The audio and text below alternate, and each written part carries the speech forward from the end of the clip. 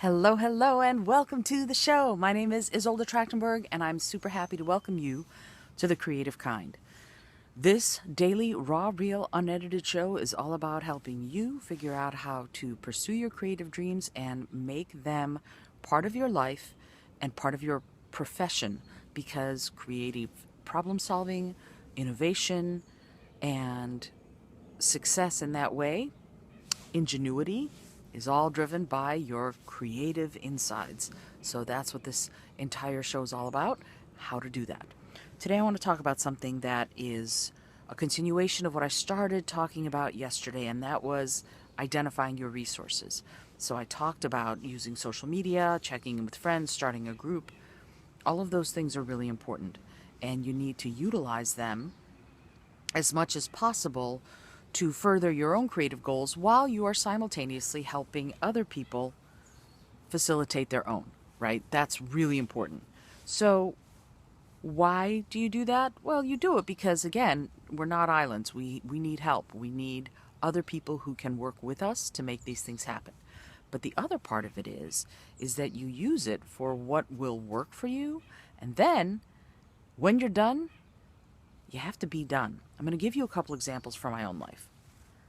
Many years ago, when I wanted to become a better drummer, I'm a musician. That's one of the things that I do. And I needed to get better with rhythm. So I had a friend who played the didgeridoo, and I asked him one day, "Hey, John, would you be interested in," we live with, as you can tell, woods behind our house.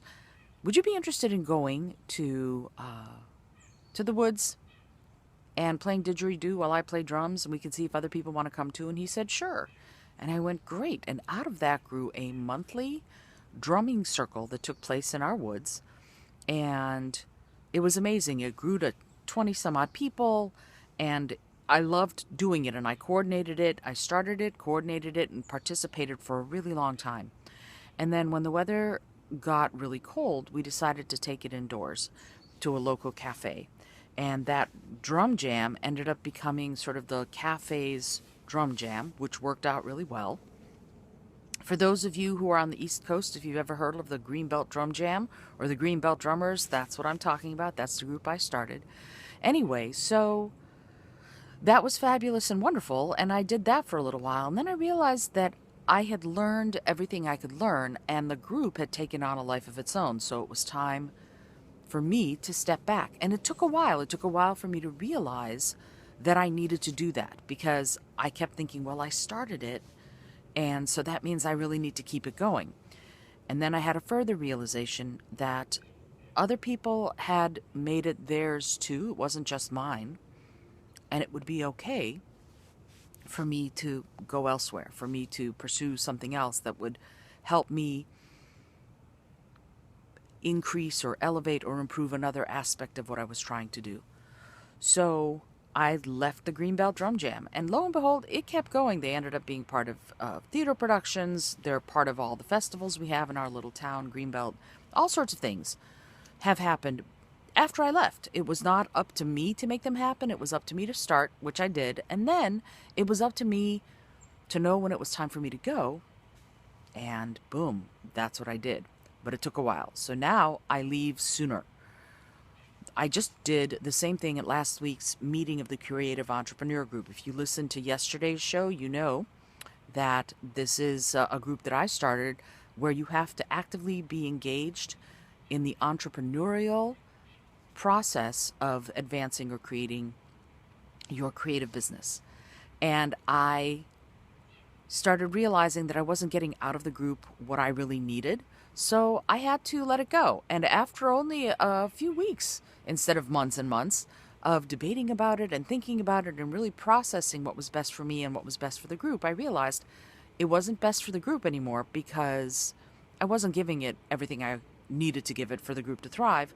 And it also wasn't best for me because it wasn't working for me. What I needed to get out of it was not what I was getting out of it. And it takes that assessment, evaluation, and knowledge to go, okay, I'm done.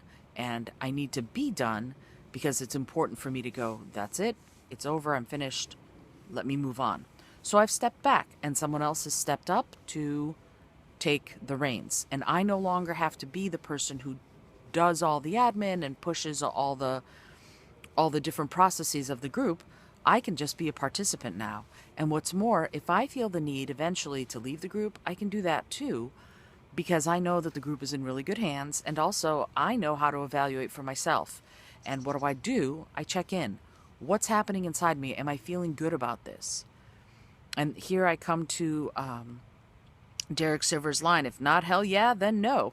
And I have not been feeling hell yeah about the CEG, as we call it.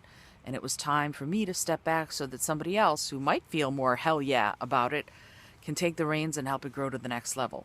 It was up to me to do that. It's up to them to take the reins. So now I am free to be there when I can, and then when I'm done, I get to be done.